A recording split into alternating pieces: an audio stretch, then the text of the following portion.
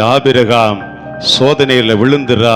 பறவை நம்ம தலையில மேல பறக்கிறதுக்கு அனுமதிக்கலாம், ஆனால் அந்த பறவை நம்முடைய தலையிலே கூடு கட்டுவதற்கு அனுமதித்து விடக்கூடாது.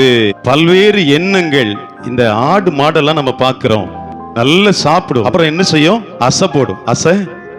அசை போட்டுட்டே இருக்கும், அரைச்சு அரைச்சு மறுபடி உள்ள தள்ளிட்டே இருக்கும். சில நேரம் நீங்களும் நானும் இந்த உலகத்துல கரைப்படுத்தப்பட்டு காயப்படுத்தப்பட்டு அப்படியே நம்ம வீட்டுல வந்து செட்டில் ஆகி படுக்கும் போது அசை போட ஆரம்பிப்போம். அவன் அப்படி, இவன் இப்படி, இன்னும் செஞ்சுட்டான், இப்படி பேசிட்டாங்க, அப்படி இப்படின்னு அசை போடுகிறோம். என்ன ஓட்டம் நம்முடைய சிந்தையிலே தோன்றுகிறது.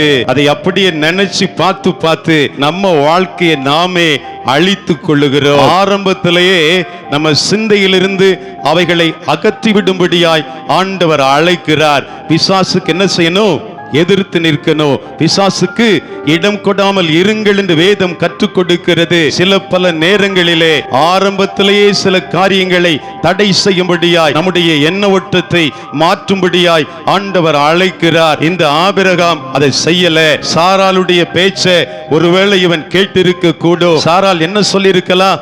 ஆபிரகாமே, நீங்க விசுவாசிகளின் தகப்பனாய் ஜொலிக்கலாம், நீங்க மாத்திரம் பட்னியா இங்க இருங்க, பஞ்சத்துல இருங்க, நான் சொல்லுகிறேன், என் கூட்டத்தை அழைத்து செல்லுகிறேன் என்று இந்த சாரால் அம்மையார் சொல்லி இருக்கலாம். அல்லது இந்த ஆபிரகாமுக்குள் நினைவு வந்திருக்கலாம், நான் என் மனைவினா பரவாயில்ல, சமாளிக்கலாம், ஒரு கூட்டத்தை சேர்ந்து அழைத்து வந்திருக்கிறேன், அவங்கெல்லாம் என்ன பிரஷர் பண்றாங்க, என்ன ஃபோர்ஸ் பண்றாங்க, அதனால அவங்களுக்காக நான் கானான்ல இருந்து நான் என்ன செஞ்சிருவேன், எகிப்துக்கு போயிருப்பேங்கிற எண்ண ஓட்டத்தை பெற்றிருக்கலாம். அல்லது திரைச்சீலையை விலைக்கு பார்த்திருக்கலாம். அந்நாட்களில் அந்த டென்ட் அமைத்து இவர்கள் அப்படியே உள்ளே இருக்கிற பொழுது பஞ்சத்தால் குரூப்பா அப்படியே நம்ம கொரோனா காலகட்டத்தில் பாருங்க, நிறைய பேரு அணி அணியாய் அலையலையாய் அவர்கள் அடுத்த இடத்துக்கு மைக்ரேட் ஆகி போனாங்க பாத்தீங்களா?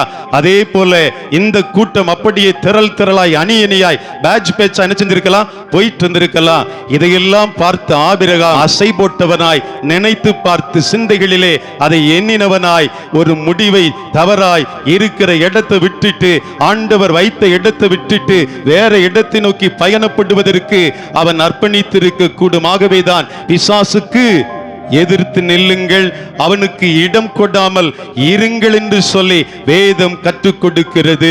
இந்த ஆபிரகாமை ஆண்டவன் நமக்கு முன்னிறுத்துகிறார். ஆனால் இயேசு அப்படியாய் தவறு செய்யவில்லை. இயேசுவும் பிதாவோடு தனித்திருக்கிறார். அவருக்கும் சோதனை வருகிறது, அவருக்கும் வேதனை வருகிறது. ஆனால் இயேசு என்ன செய்யலங்க? அசைஞ்சு கொடுக்கல.